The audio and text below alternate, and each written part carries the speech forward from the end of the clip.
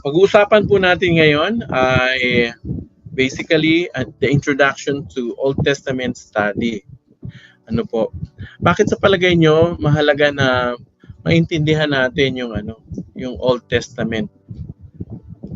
No, ayun po isa sa mga tatalakayin natin 'yan at papaano po natin mas maiintindihan yung Old Testament, yung pagkakaayos at yung bawat libro titingnan natin at tapos anong significant nito sa ating buhay. And at the end, i-conclude po natin ano yung significance ng buong Old Testament sa ating pananampalataya. Ano po? Pero bago ko po tatalakayin yung buong Bible, gusto ko pong i-share, may inihanda po ako rito isang video actually that will help us appreciate the whole Bible. Ayan. If you open a Protestant Christian Bible and look at the table of contents, you'll notice the first 3 quarters is a collection called the Old Testament. If you look at the list of books, you'll see it's made up of 39 smaller works that are grouped into 4 main sections. The first 5 are called the Pentateuch, followed by the historical books, then the poetic books, and finally the books of the prophets. Now that seems simple enough, but actually it's more complicated and way more interesting. This arrangement of the books in a single volume called the Old Testament is a later Christian tradition that developed after Jesus and the apostles. In ancient Jewish tradition, these works were all on separate scrolls and were conceived of as a unified 3-part collection called Tanakh. It's a Hebrew acronym for Torah, which means instruction, Nevi'im, which means prophets, and Ketuvim, which means writings. The Tanakh has the same books as the Protestant Old Testament, but they're arranged differently. The Torah corresponds to the Pentateuch, but the prophets consist of 4 historical narrative books, and then the 15 works named after specific prophets. After this comes the writings, a diverse collection of poetic and narrative texts. Now this 3-part design is really, really old. It's referred to in ancient Jewish texts like the Dead Sea Scrolls, the Wisdom of Ben Sira, even Jesus of Nazareth mentioned it. And that's because this 3-part shape is woven into the compositional design of the scrolls themselves. If you pay attention, you'll discover that every scroll has been coordinated by means of cross-references that link each work into the larger 3-part collection. So, who put all these scrolls together? It was a long process. Some of the famous contributors are named, like Moses or David, but most of the authors remain anonymous. In the Bible, they're simply called scribes or the prophets. These scrolls took shape throughout Israel's history as generations of prophetic scribes collected earlier stories and poems, integrated them into larger compositions, and then eventually shaped all this material into the unified library of scrolls, the Tanakh. It's clear from texts in the Psalms and Prophets that these prophetic scribes believed that God's Spirit was guiding this whole process, so that through these human words, God speaks to his people.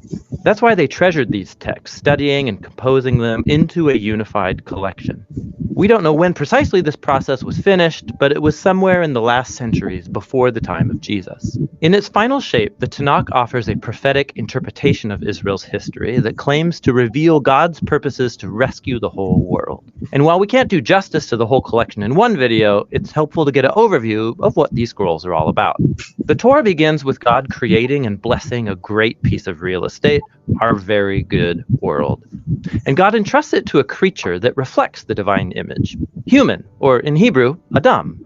God appoints humanity to rule the world as kings and queens of creation. And the question is whether they will trust God's wisdom to discern good and evil, or seize autonomy and define good and evil for themselves. But there's another creature with the humans, a mysterious snake. It's in rebellion against the Creator, and it dupes the humans to foolishly rebel against God's generosity. As a result, humanity is separated from its divine source of life and exiled from a garden of blessing to die in a dangerous wilderness. From there, humanity keeps spreading and redefining good and evil, and things go downhill fast. They build cities plagued by violence and oppression, all leading to the foundation of a city called Babylon, where people exalt themselves to the place of God. And now the basic plot conflict of the whole Bible is set. God wants to bless his world and rule it through humans. But now, humans are the problem. They're under the influence of evil, they're stupid and short-sighted, and headed for self-destruction. And this is all a setup for God's solution. We need a new kind of human. And so God promises that a new human will come who won't give in to the snake. In fact, he'll crush it and be crushed by it. From here, the story traces the promised lineage to a man and a woman, Abraham and Sarah. God entrusts them with the same divine blessing given to humanity on page 1. And so they leave Babylon to a new garden-like land that God promises to give his family. What follows is the story of Abraham's family. 3 generations, Abraham, Isaac, and Jacob, followed by 12 sons. And our hopes are high until we read their very dysfunctional and destructive family story. They lie, cheat, nearly kill each other, not to mention the sex scandals. But what did you expect after the garden story? They're humans. Eventually, Abraham's family ends up exiled down in Egypt. All these failures of Abraham's family form a dark background for the handful of bright moments in the story. God stays committed to these people. He even makes them an eternal promise called a covenant, that he will rescue and bless all humanity through them. How exactly isn't clear, but Abraham's family is at its best when they stop their selfish scheming and trust God's promise with radical faith. From here, the family grows. They end up enslaved in Egypt, and we're introduced to the Torah's other main character, Moses. God raises him up to rescue the Israelites and bring them to a mountain where they're all invited into a covenant relationship with God. They're given 613 terms of the relationship, guidelines for becoming new kinds of humans who will faithfully represent God to the world. And Moses brokers this whole deal because he's awesome. He's the ultimate prophet who speaks God's word to Israel. He's a priest who represents them before God. And he's even called a king, Israel's leader and deliverer in time of need. But as the Torah progresses, the Israelites fail big time. They violate the covenant, and even Moses rebels against God. In fact, the Torah ends with Moses predicting that Israel's failure will continue as they go back into the promised land, and they're going to end up in exile once again. But he has hope that God will fulfill his promise to rescue Israel. One day he will cover for their failures. He'll heal their selfish hearts so they can truly love God and live. And then Moses dies. Now, the final sentences of the Torah scroll are surprising. They zoom forward in time, and we hear from the prophetic scribes who shaped the Tanakh.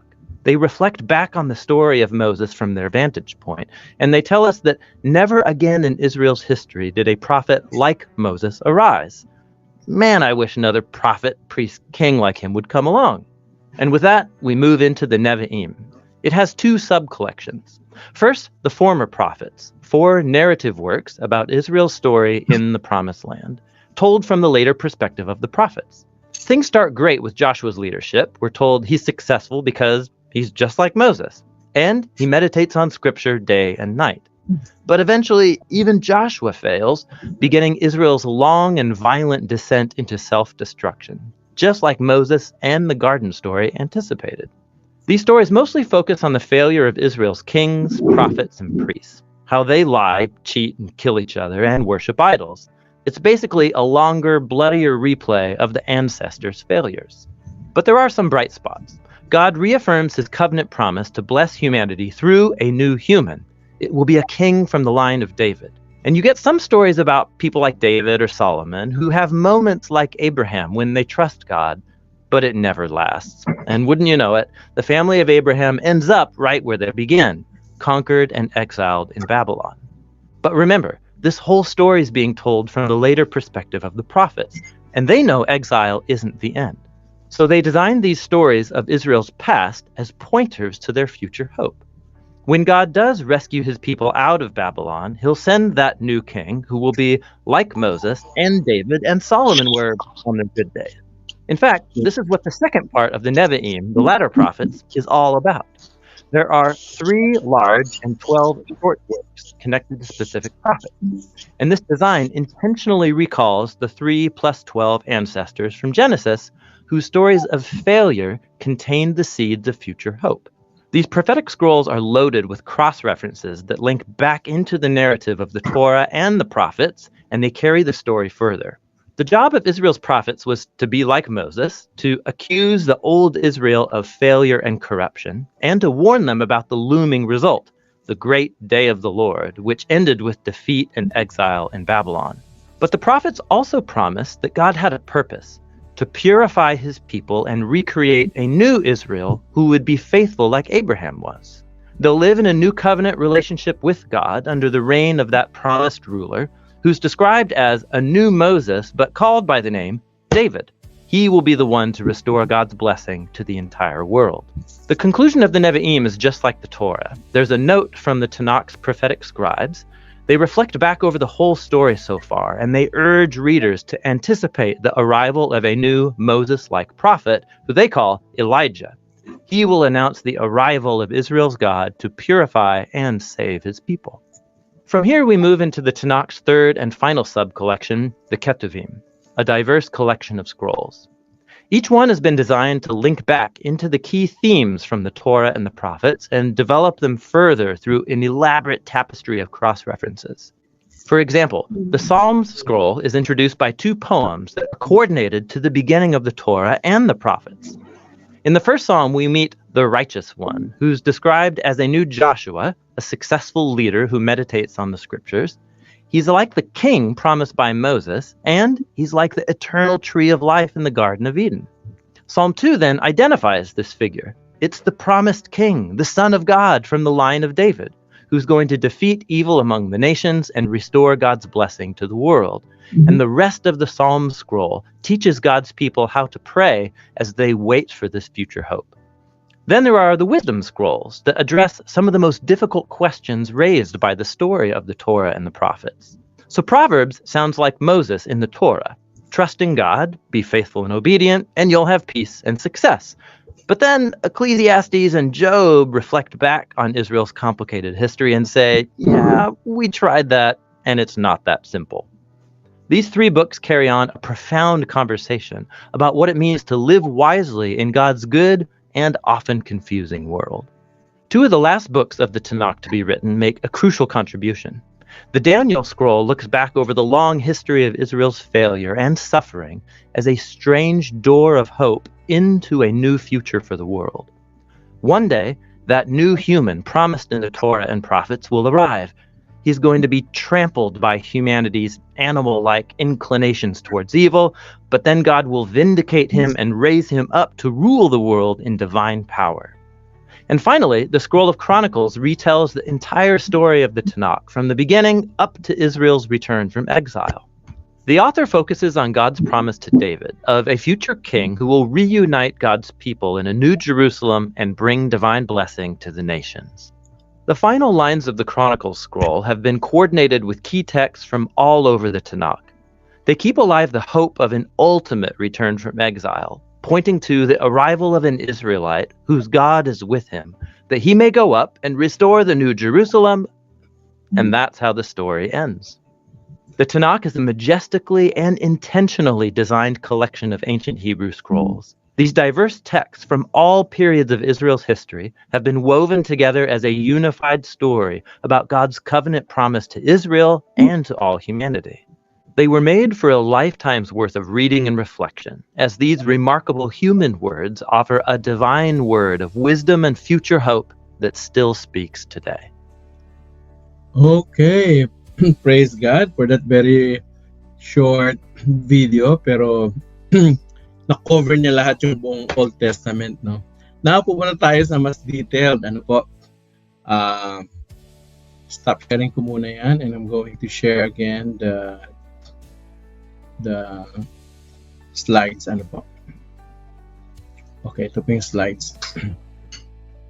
Okay, so basically, yung pong nakita natin, parang that is the whole story of the Old Testament. Pero mas gawin nating detalyado, ano po. By the way, I can give you the link of that video sa atin pong GC, so you can revisit, ano po. Now, let's go to the Old Testament. Ano nga ba ang Old Testament Bible? By the way, ang buong Bible natin, tayo as evangelical Christians, we believe that the Bible is composed of 66 books. Ano po? At ang sa Old Testament natin ay 39, sa New Testament ay 27. Don't be fooled. Ano po, may mga may mga organization or religious group that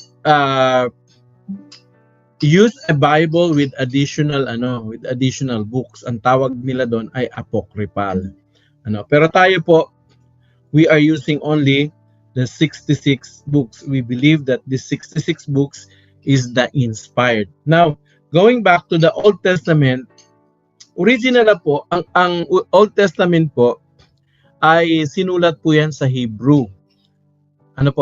May part po dyan na Aramaic. Pero generally, ang Old Testament po ay sinulat originally sa language ng Hebrew. Ngayon po, yung mga pare, yung mga priest, o yung mga scribes, inano po nila yan, nilagay po nila sa 3 section. Ang tawag po sa buong Old Testament ay Tanakh. Meaning to say, ano po yan? Abbreviation po yan ng TNK. Okay? Tanakh. So, ano yung ibig sabihin ng T? Ang ibig sabihin ng T ay Torah. Ang N ay Nevi'im. At yung K naman ay Ketuvim. So, Torah, Nevi'im, tsaka Ketuvim. Kaya po tinawag na Tanakh.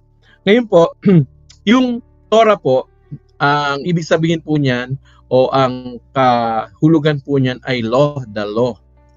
Which basically other scholars called it Pentateuch. Pag sinabi pong Pentateuch, the word Penta means 5. So this is the first 5 books, yung Pentateuch. Ano ba yung first 5 books? Genesis, Exodus, Leviticus, Numbers, Deuteronomy. Yan po. Tapos yung kasunod naman po, yung Nevi'im, ang ibig sabihin niyan, the prophets. Ibig sabihin po, yung mga sulat po ng mga propeta. Ngayon, sa present condition po ng Bible, yung mga Bible scholars po, hinati naman yan sa dalawa, yung prophets. Meron tinatawag na major prophets at saka minor prophets. Bakit tinawag na major prophets? Kasi yung mga sulat nila, yung writings nila mahaba. Yun lang pong ibig sabihin nun. Yung minor prophets po, medyo may iksi, ilang chapters lang. Hindi po ibig sabihin naman yung major ay mas mataas ang kanilang ranggo at yung minor naman po mas mababa. Hindi po ganun. No? Ang ibig sabihin lang po ng major ay mas malawak o mas marami yung kanilang sinulat, mas mahaba. At yung minor prophets naman, mas maiksi yung kanilang mga isinulat na scripture. Yun pang ibig sabihin niya. Tapos yung Ketuvim naman po is referring to the rest of the stories. Meron po tayong makikitang dyan. Poetic, yung Proverbs actually is part of the poetic at yung historical writings. Now, unahin po natin yung Pentateuch, no? Pentateuch. Ano yung Pentateuch? Yun po ay the first 5 books. Now, ano nga yun ulit? Pag sinabing Pentateuch, paki-recite nga po, pakibasa lahat. Ready? Go. Genesis, Exodus, Leviticus, Numbers, Deuteronomy. So 5 po yan. Pag sinabing Pentateuch o Torah, alam na po natin ang ibig sabihin. So Genesis, Exodus, Leviticus, Numbers, Deuteronomy. Ayan din po yung pagkakasunod-sunod. Ito po ay pinaniniwalaan na sinulat ni Moses. Yung Genesis, Exodus, Leviticus, Numbers, Deuteronomy. Now, of course, nung nangyari yung Genesis, hindi pa naman buhay si Moses noon. Ang tanong, papaano niya nalaman na ganun nga ang nangyari? Well, mga Bible scholars po naniniwala sila sa oral tradition. Ano yung oral tradition?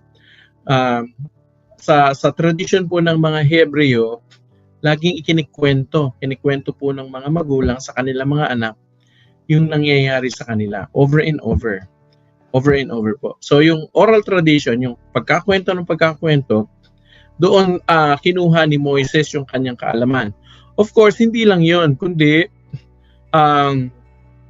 inspired by the Holy Spirit. Meaning to say, may gabay at patubay ng banal na spirito, kaya wala itong mali. So yan po yung Pentateuch. Now, let's go to each book. No? Unahin muna natin yung Book of Genesis.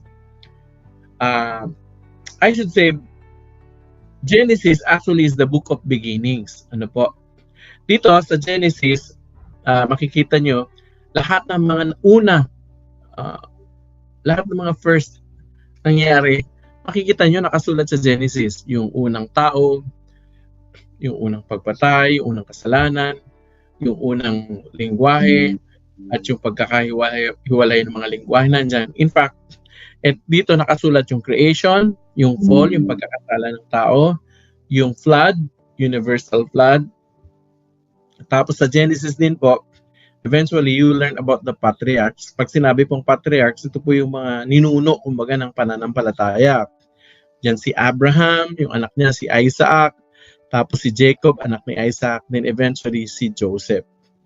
Ano ang significant thing about Genesis? Well, Genesis actually introduces God as creator and begins with the covenant story with Israel.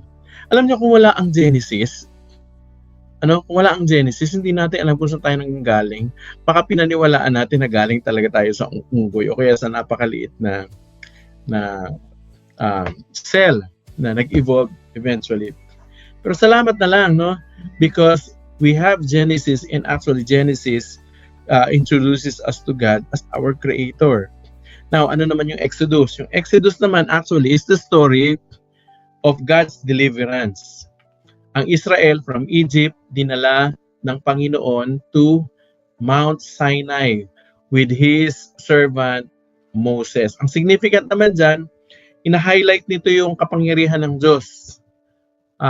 Kung paano niya, quote-unquote, nilupig ang mga Diyos-Diyosa ng Ehipto, yung kanyang katapatan, pinapakita doon, at kung paano niya nilingap ang Israel at ginawa niyang bansa. So yan ang tema ng Exodus. Yung Leviticus naman, we call it the Book of the Laws. Kasi sa Leviticus, lahat ng batas patungkol sa worship, sa holiness, at saka sa priesthood, yung pagiging pari ng mga Levita. Ang significant naman nito is that although God is holy, He desires to have fellowship with His people through a sacrifice. We can only come to God through a sacrificial act of the Lamb. Ano po? So yan ang Leviticus. Ang Deuteronomy, ano naman Deuteronomy? We call it the second book of law. Kasi itong Deuteronomy, inalala ni Moises yung batas. Kumbaga ni-review. Eventually, malalaman natin bakit ni-review. Kasi yung mga kausap niya na dito, yung bagong generation na namatay na yung mga nauna na umalis sa Ehipto, papunta dun sa Canaan. So, this is actually refers also to Moses' final speeches, a call to covenant and faithfulness. Anong significance nito? Ine-emphasize nito ang love, obedience to God as Israel enters Promised Land. Okay, so basically yun po yung Pentateuch. Ano naman yung kasunod? Sa kasunod po, after po ng Pentateuch, pumapasok po yung tinatawag na historical books. When we say historical books, ano to? Narrative. Ang ibig sabihin ng narrative, pakwento po. Kinikwento ko anong nangyari after ni Moses, papasok na po sila sa Canaan. Ito po yung mga libro hanggang sa ano po ito? Hanggang sa sila po ay na-exile. Ano po? Ito, kinuwento lahat magmula kay Joshua hanggang sa na-exile o napangalap sila sa Babylon. So ito po yung mga libro na kung saan ang approach po nito ay pakwento o narrative. Ito po, Joshua, Judges, Ruth. Okay? Tapos yung tatlong first and second Samuel, first and second Kings, saka first and second Chronicles. Okay? Then Ezra, Nehemiah, Esther. Okay? Sige nga, try nga natin i-recite. Ano yung Pentateuch? Genesis, sabay-sabay tayo. Genesis, Exodus, Leviticus, Numbers, Deuteronomy. Yan. Tapos sa historical books, ano yung first three? Joshua, Judges, Ruth. Tapos ano yung first and second? Tatlo yan. First and Second Samuel, First and Second Kings, First and Second Chronicles. Tapos, Ezra, Nehemiah, Esther. Okay? Ang goal natin, makabisa natin tong para nang sa ganun, pag sinabi pa lang ni Pastor, ay, binuksan saan to sa Esther, alam mo na yung pagkakasunod-sunod. No? Alam nyo, pagkabisado nyo yung pagkakasunod-sunod ng Bible, mabilis magbuklat, di ba? So ulitin natin, Genesis, Exodus, Leviticus, Numbers, Deuteronomy, Joshua, Judges, Ruth, 1st and 2nd Samuel, 1st and 2nd Kings, 1st and 2nd Chronicles. Tapos Ezra, Nehemiah, Esther. Okay, tingnan natin kung ano yung tema sa bawat librong to. Unahin muna natin from Joshua to 2nd Kings, no? Hindi ko isa-isa niya, kundi anong nangyari o ano ang tema o significance from the book of Joshua. Balikan natin to. Joshua, Judges, Ruth, 1st and 2nd Samuel, saka 1st and 2nd Kings. So, 1, 2, 3, 4, 5, 6, 7 libro. But by the way, trivia lang po. Sa original manuscript actually, yung 1st and 2nd Samuel, isang libro lang siya. Hinati lang siya ng mga scholar kasi sobrang haba. Yung 1st and 2nd Kings, ganun lang din. Isang libro lang din as 1st and 2nd Chronicles. Sa sobrang haba po, hinati po siya ng mga scholars. Okay? So, tingnan muna natin yung Joshua, Judges, Ruth, 1st and 2nd Samuel, saka 1st and 2nd Kings. Ano nangyari doon? Okay. These books actually tells about the conquest of Canaan. Ibig sabihin, magmula po nung nilabas ni Moses ang mga Israelites from Egypt, sa time po ni Moses, hindi pa po sila nakapasok. Nakuha nyo? At yung original people na lumabas sa Egypt, papuntang Canaan, lahat po nagkandamatay na yun. So, there's another generation actually that are going into the promised land. So, si Joshua ang nag-lead doon sa mga Israelites na yun, papunta sa Canaan. And eventually, Joshua actually was the leader that God used to start conquer Canaan. Pero hindi po agad-agad na conquer yun. Nakuha nyo? Pagkatapos po ni Moses, lumabas po yung mga judges. Pagkatapos po ng judges, humingi po ng hari ang mga Israelita. Nakita kasi nila sa palibot ng kanilang bayan, pinaghaharian ng mga hari. So, ang naunang hari po na pinili ay si Saul. Tapos pinalitan po ni David. Then, si Solomon. Sila po ang tawag natin dito ay United Kingdom. Iisa pa lang po yung kabuuan ng Israel ay iisa. Hindi pa sila nahati. But eventually, something happened. Nagkaroon po ng Southern Kingdom saka Northern Kingdom. Na-divide po yung kingdom. Pagkatapos po nun, dahil nagkasala ang Israel, sila po ay nagpangalat. Sila po ay nadala sa Babylonia. Anong significance ng books na ito? Well, in these books, God shows His sovereignty. Ano ibig sabihin yan? Dito sa mga librong ito, pinapakita na ang Diyos ang may control ng lahat. Nakanyo? Kontrolado ng Panginoon ang lahat. Yung pag-angat ng Israel hanggang sa pagbagsak nito, alam ng Diyos ang ginagawa niya. At pinapakita din dito yung katarungan ng Panginoon, justice, God's justice. Ano ibig sabihin ng God's justice? That ang ibig sabihin po niyan, He will not let sin unpunished. Ang ibig sabihin po, talagang pinaparusahan ng Panginoon ang kasalanan. Nakuha niyo, ang bawat kasalanan ay may katapat na kaparusahan sa harap ng Panginoon.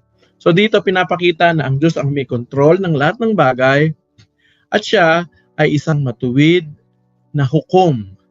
Nakuha niyo. So yan ang Joshua to Kings. Yung kasunod naman po, ano naman yung 1st and 2nd Chronicles? Well, basically, this is retelling of Israel history. Parang mapapansin niyo po sa 1st and 2nd Chronicles, parang may mga naulit na kwento doon sa 1st and 2nd Samuel, 1st and 2nd Kings. Parang may inuulit na kwento. Totoo po yun, may mga naulit na kwento dito sa 1st and 2nd Chronicles. Pero po, dito kasi, ang tuon, nakafocus sila doon sa tamang pagsamba At hindi lang doon, tinitrace yung linya o yung lahi ni David. Kasi po may pinangako from Genesis pa lang po, which is pag-aaralan natin sa susunod na linggo. Sa Genesis pa lang po, pinangako na ng Diyos, matapos na ang tao ay magkasala, pinangako na ng Diyos na merong tagapagligtas. At yung tagapagligtas na yon ay papanganak, no? Ang tawag nga po doon ay seed of Eve, no? Yung binhi ng babae. Which means, ang ibig sabihin ng binhi ng babae, yung darating na tagapagligtas ay ipapanganak ng isang birhen. Kasi lalaki lang po talagang may binhi. Ngayon po, yung ano pong yun, yung seed, ano po, ititrace po natin yun, kaninong linya, sinong pamilya, sino ang kalululuhan hanggang sa. Basically, yun pong ginawa ng Chronicles. Kinikwento niya yung linya ni David kasi pinangakuan din ng Diyos si David na ang trono niya ay hindi matatanggal. So basically, dadaan sa linya niya o sa lahi niya yung tagapagligtas. Nakuha niyo po. Anong significance ng 1st and 2nd Chronicles? Well, ito ay nagpapakita ng pag-asa. Saan? Doon sa mga napangalat na mga Israelita dahil nga sa kanilang pagsuway. Dito pinapakita ng Panginoon yung kanyang pangako na kahit sila ay nagkalat dahil pinarusahan niya nga, siya rin ay nangako na ibabalik sila. So basically, yan ang significance ng 1st and 2nd Chronicles. Now we come to Ezra and Nehemiah. Nakuha niyo po, Ezra and Nehemiah. Sa Ezra and Nehemiah, pinapakita dito yung pagbabalik na. Di ba sa 1st and 2nd Chronicles, ang pangako ng Diyos na iipunin sila. Dito sa Ezra and Nehemiah, nagsisimula nang bumalik yung mga Israelita from the exile. Galing sa pagkakabihag sa Babylonia. Lumipas po ang matagal na panahon. Ngayon, bumabalik na sila. At nung bumabalik na sila, si Ezra at saka si Nehemiah, sila naman yung naging kasangkapan ng Panginoon para i-rebuild yung Jerusalem. Yung wall ng Jerusalem at the same time yung temple ng Jerusalem. Anong significance niyan? Ang ibig sabihin niyan, God restores His people. Siya mismo ang nagpapanauli sa maayos na kalagayan ng kanyang mga tao. At hindi lang yun, nananawagan siya sa kanyang mga tao na maging tapat sa kanilang mga ipinangako sa Panginoong Diyos. So basically, that's Ezra and Nehemiah. Now, itong Esther ay kakaiba itong kwentong ito. Kasi ang Esther is the only book actually where the name of God was not mentioned. Nakuha nyo? Pero you will see, although directly God's name is not mentioned, but you will see in all of the stories that God's providence is actually on His people. When we say providence, ito yung biyaya ng Panginoon, yung kanyang binibigay na pangunguna, inaayos niya sila. Ang significance nito ganito. Pinapakita nito, pinipinta nito actually yung pagkilos ng Diyos sa tao. Kaya niyang ayusin kahit nasa gitna ka ng masalimuot na kalagayan. So, it illustrates God's unseen handwork even when His name is not mentioned. So, Queen Esther yan. Now, let's go to the wisdom and poetry books. Ano nga yung una? Yung una ay Pentateuch o yung tinatawag nating Torah. Di ba? Ano yung first 5 books? Genesis, Exodus, Leviticus, Numbers, Deuteronomy. Ano yung sumunod? Historical books. Ano pa? Historical books. Ano nga yun? Joshua, Judges, Ruth. First and second, Samuel. First and second Kings. First and second Chronicles. Tapos ano pa? Ezra, Nehemiah, Esther. Okay, nasa Esther na tayo. Ngayon, ang kasunod po sa Bible, makikita nyo, after ni Esther, ang kasunod po niyan, Job, si Job na. Yung kwento ni Job. You will see, may maliit na narrative o kwento tungkol sa buhay ni Job. Pero, basically po, yung entire book of Job is written in a poetry form. Parang patula siya. So, kaya sinama po siya sa tinatawag na wisdom in poetry books. Ano po yon? Ito po yung wisdom in poetry books in chronological order. Job, Psalms, Proverbs, Ecclesiastes, and Song of Solomon. Lahat po ng librong yan, magkakasama po yan, nakasulat po yan na parang patula. Mapapansin niya, di po ba? Yung Job, yung mga salita dyan, parang matalinghaga masyado. Kasi nga po, sinulat yan na pa-poetry. Okay? Yung Psalms, ganun din po. At yung Proverbs is a compilation of wisdom, no? Tried and tested principles in life. Tapos po yung Ecclesiastes, sinulat naman ni Solomon yung kanyang kaalaman. Then eventually yung Song of Solomon, which is basically, I don't know, kung nabasa niyo po ba yung Song of Solomon's? Nako, basahin niyo po yung Song of Solomon's. Masasabi niyo, parang ano to, may pagka-erotic. Pero I'm going to explain that later. Isa-isahin natin. So, bigkasin uli natin, ano yung wisdom and poetry books? Sabay-sabay tayo. Ready, go. Job, Psalms, Proverbs, Ecclesiastes, Song of Solomon. Okay? Ano yung Pentateuch? Pentateuch, Genesis, Exodus, Leviticus, Numbers, Deuteronomy. Okay. Ano naman yung historical books? Joshua, Judges, Ruth. Okay. First and second, Samuel, First and Second Kings, First and Second Chronicles. Okay. Nehemiah, Esther, Ezra, Nehemiah, Esther. Okay, tapos ngayon, Job, Psalms, Proverbs, Ecclesiastes, and Song of Solomon. Isa-isahin natin yan. Okay, ano yung Job? Actually, Job is the story of a suffering righteous person. A righteous person, but suffered severely from the hands of the evil. No? Mysterious actually yung nangyari kay Job. Kasi may paniniwala in the old times na kapag masama ka, ikaw yung naghihirap. Pag mabuti ka, hindi ka dapat maghirap. Pero in the lives of Job, something happened. Hindi dahil na pinarurusahan siya, kundi actually there was a spiritual battle that is ongoing. Ano ang significance ng Job? Well, basically, it addresses the problem of evil and faith and suffering. Yung tanong na, bakit yung mabubuting tao ay naghihirap? Ang sagot, kasi merong spiritual battle. Si Satanas, ayaw niya na yung mga anak ng Diyos ay maayos. Si Satanas, ang laging iniisip niya ay sirain tayo. So there is a spiritual battle ongoing. So that is the book of Job. Ano naman po yung Psalms?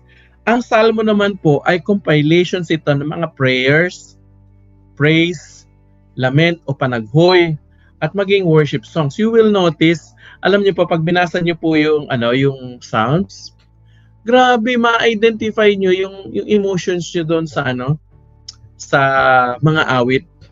Alam niyo, napakagandang basahin actually ang aklat ng mga awit kapag nasa malalim kang problema.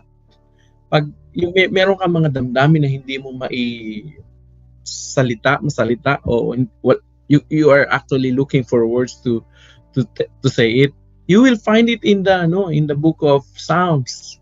Nung ako po ay dumaan sa matinding pagsubok at parang kabiguan ng buhay ko, na binasa ko yung buong libro. Actually, it gave me hope. Ang significance kasi ng Psalms, it expresses actually the full range of human emotion in relationship to God. You will notice sa Psalms, book of Psalms, binubukas ng tao yung kanyang emotions. Sinasabi niya lahat sa Panginoon. Nakanya, nandyan actually yung famous na sinabi ni Jesus na, Diyos ko, bakit mo ako pinabayaan? Bago pa sinabi ni Jesus Christ. Actually, it was written already in the book of Psalms. Nakanya. So may mga prophetic may mga prophetic verses o utterance that you will find actually in the book of Psalms. Ano naman yung Proverbs? Well, Proverbs, we call it practical wisdom for godly living. Basically, ang wisdom, ang Proverbs po ay accumulated wisdom that has been studied or practiced for thousands of years. Tapos ito pong mga matatalinong tao, inipon po yan, isinulat. Anong significance nito? Ini-encourage nito yung moral at spiritual discernment. Meaning to say, bago tayo magsalita, bago tayo makipag-partnership sa kung ano pa man, businessman yan, pag-aasawa, bago tayo gumawa ng aksyon, ini-encourage tayo ng Book of Proverbs na tingnan mo na, i-discern mong mabuti, tama ba yan? Moral ba yan? Kalooban ba ng Diyos? Nakakatuwa ba? At saka, yun nga, natutuwa ba ang Panginoong Diyos sa mga gagawin nating decisions? So, that is basically Proverbs. Ano naman yung Ecclesiastes? Ecclesiastes actually is a reflection of a person of the meaning of life under the sun. Nakuha nyo? Ito yung tao actually na meron talaga siyang K na magsabi ng patungkol sa buhay kasi ang taong nagsulat nito, naranasan niyang lahat ng bagay. Lahat ng hindi natin naranasan niya. And so therefore, meron siyang karapatang magpayo patungkol sa pera, patungkol sa pagpapayaman, patungkol sa, nakuha niya. And eventually, at the end, sinabi niya na ang buhay talaga natin, i-account natin kay God at yun ang pinakamahalaga. Ang significant nito, pinopoint out nito na kapag wala kang Diyos, kahit ano pang meron ka sa buhay, wala itong kwenta. So, it points out the futility of life without God. Okay, ano naman yung Song of Solomon? So, basically, balikan natin. Part of Proverbs, Ecclesiastes, and Song of Solomon were basically written by King Solomon. Ano naman ang tinatalakay sa Song of Solomon? Well, basically, this is a poetic celebration of love and marriage. Naka nyo? Mapapansin nyo doon, merong may nag-uusap yung mag-irog, tapos sinasabi ng lalaki kung gaano kaganda yung kanyang asawa. Naka nyo? So, anong significance nito? It symbolizes actually of God's love for His people. Parang yung relationship ni God sa atin, parang ganon. It's actually a celebration of love. Naka nyo? And a covenant. Oh, that is basically Song of Solomon. Now, pupunta na tayo sa major prophets. Review natin. Ano nga uling una? Pentateuch, the first 5 books. Ano yung pangalawa? Historical books. Ano yung pangatlo? Wisdom and knowledge. Wisdom and knowledge. Balikan natin. Wisdom and poetry books. Yeah. Wisdom and poetry books. Okay. Ngayon, ito naman po ay major prophets. Ano yung major prophets? Bakit siya major prophets? Kasi po ito mahaba itong writings o sulat ng mga propeta. Okay? Basically, yung mga pangalan po na nandyan, sila rin po yung kinikilalang mga sumulat niyan. Sino-sino yan? Isaiah, Jeremiah, Lamentations. By the way, ang Lamentations po, ang sumulat niyan si Jeremiah, kaya magkatabi po yan. So, Isaiah, Jeremiah, Lamentation. Tapos, Ezekiel, Daniel. Okay? Sige nga, recite natin. Sabay-sabay tayo. Isaiah, Jeremiah, Lamentation, Ezekiel, Daniel. Kaya ba natin balikan yung first 5 books? Sige nga, balikan natin first 5 books. Genesis, Exodus, Leviticus, Numbers, Deuteronomy. Joshua, Judges, Ruth. First and second Samuel, first and second Kings, first and second Chronicles. Ezra, Nehemiah, Esther. Okay, ito tayo sa poetry. Job, Psalms, Proverbs, Ecclesiastes, and Song of Songs. Tapos, major prophets, Isaiah, Jeremiah, Lamentation, Ezekiel, Daniel. Okay, tingnan natin yung limang libro na yan. Okay, ang Isaiah po is actually speaking about judgment and hope. Judgment kasi sa sobrang kasalanan ng mga Israelita. Sinasabi sa kanila, parurusahan kayo dahil sa inyong kasalanan. Pero, nagpapakita din may pag-asa. Anong pag-asa? Kasi pinapangako ng Panginoon na darating yung Messiah, yung tagapagligtas. Ang significance ng Isaiah is that it foretells o sinasabi nito, hinuhula na, pinapahayag na darating ang kaligtasan sa pamamagitan ni Kristo. Okay. Ano naman ang Jeremiah? Ang Jeremiah actually is a warning to the Israelites that they are going to be exiled. Dahil nga sa kanilang kasalanan, sinabi ni Jeremiah, iyak siya ng iyak. Pag hindi nyo tinigil yan, parurusahan kayo ng Panginoon, dadalhin kayo sa ibang bayan dahil nga sumamba kayo sa Diyos-Diyosan. Ang significance naman nito, ini-emphasize nito yung justice. Ibig sabihin ng justice, yung hindi talaga pahihintulutan ng Panginoon na hindi parusahan ng kasalanan. Pero, hinahangad ng Diyos sa gitna ng kanyang pagdidisiplina sa kanyang mga anak, hinahangad niya na ang kanyang mga anak ay manumbalik sa kanya upang sila'y mapatawad. Ano naman po ang lamentation? Ito ang lamentation. Ito, mourning. Ibig sabihin, sobrang panaghoy.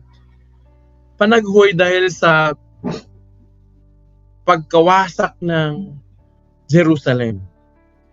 Nakuha nyo? Ang Jerusalem is actually a place of peace, pero it was distracted. So, dahil dyan, iyak ng iyak actually si Jeremiah. That's why he is called actually the weeping prophet, kasi nga, siya yung sumulat ng lamentation. Anong significance nito? This is actually a call to grieve sin and trust in God's mercy. Ito'y panawagan na tayo ay umiyak, mamuhi, ayawan ang kasalanan, pero magtiwala sa pag-ibig at kabutihang loob ng Diyos. Ang Ezekiel naman actually is a vision of judgment and restoration. Dito pinakita na ang presensya ng Panginoon actually ay napakahalaga para ang isang tao mabago talaga siya at maging isang tapat na lingkod niya. So God's presence and renewal for a faithful remnant. Dito mababasa niyo yung Valley of Skull. Eventually, mga buto tapos nagkaroon ng laman. That was actually a prophetic vision of Ezekiel. Tapos yung panghuli po dito sa major prophets, yung si Daniel. Si Daniel actually was a person who was exiled, no? Na-exile talaga siya sa isang bansa na sumasamba sa mga Diyos-Diyosan, pero natili siyang tapat. So Daniel speaks about faith even in exile. And of course, God's sovereignty over nation. Kahit parang natalo sila, nag-ipi sila, pero pinapakita dito na ang Panginoong Diyos actually ang nagtakda, kontrolado niya ang nangyayari kahit sa ibang bansa. Ang significance nito, ini-encourage tayo na magtiwala sa Panginoong Diyos, sa kanyang kaharian na darating kahit nasa gitna tayo ng pagsubok. Naalala niyo yung leon? Kahit ihagis si Daniel sa leon, nagtiwala siya dahil alam niya ang Panginoon ang kasama niya. Okay, na pumunta na tayo sa pinaka-last. Ito yung tinatawag na minor prophets. Minor prophets. Bakit siya tinawag na minor prophets? Well, basically, kasi maiksi yung kanilang sulat. Okay? Ginawa ko po 4-4 para madali nating makakabisa. So ano to? Hosea, Joel, Amos, Obadiah. Let. Hosea, Joel, Amos, Obadiah. Tapos, Jonah, Micah, Nahum, Habakuk. Jonah, Micah, Nahum, Habakuk. At Zephaniah, Haggai, Zechariah, Malachi. Medyo may rhyme, di ba? Sige. Basahin natin, sabay-sabay tayo para mag-stick sa mind natin. Okay. Hosea, Joel, Amos, Obadiah. Jonah, Micah, Nahum, Habakuk. Zephaniah, Haggai, Zechariah, Malachi. So yun po yung pinakahuli, yung Malachi. Now, ito po yan. Parang nilagyan lang natin ng Hosea, Amos, Micah, Joel, Obadiah, Jonah, Micah, Nahum, Habakuk, Zephaniah, Zechariah, Haggai, Malachi. Now, yung 12 books po na yan, from Hosea to Malachi, it addresses sin, judgment, hope, and restoration. Pinapakita dito na ang Diyos ay namumuhi sa kasalanan at dapat parusahan, pero may pag-asa na binibigay sa atin at ang Diyos mismo ang magpapanumbalik sa kanyang mga anak. Anong significance ng mga books na yan? These shorter books actually emphasizes God's justice. Ang Diyos ay matuwid, pero siya ay mahabagin at meron siyang pangako sa darating ng panahon. At ano yun? Darating, sabi yun, the day of the Lord, which is the day of covenant. Okay. All these books actually are pointing to the coming Messiah, and that is Jesus Christ. Okay. So, anong overall significance natin sa Old Testament? May 4 lang po ako. Number 1, napakahalaga na pag-aralan natin ang Old Testament kasi sa Old Testament makikita mo ang katangian ng Diyos. Mas makikilala natin ang Diyos sa kwento kung paano nagtimula, nagpatuloy, hanggang sa naparusahan sila at ang pangako ng Diyos na sila ay i-restore. It reveals who God is. Mas makikilala natin ang Diyos sa kwento sa Old Testament. Pangalawa, sa Old Testament kasi in-establish ng Panginoon yung kanyang covenant. At bakit kailangan i-establish? Kasi nga tayo nagkasala. Nakuha nyo? So, there is a covenant actually between God and His people, and that it shows actually that God is so much willing to connect with us. God is so much willing to have a real relationship with us. Nakuha nyo po? Number 3, Old Testament actually prepares the way of Jesus. Why? Because in the Old Testament, you will see the prophecy that God is actually giving us. Tapos alam niyo po, throughout the entire Old Testament, it was actually a message of Jesus. So sa susunod po, pag pinag-aralan po natin book by book, titingnan natin nasan si Jesus diyan.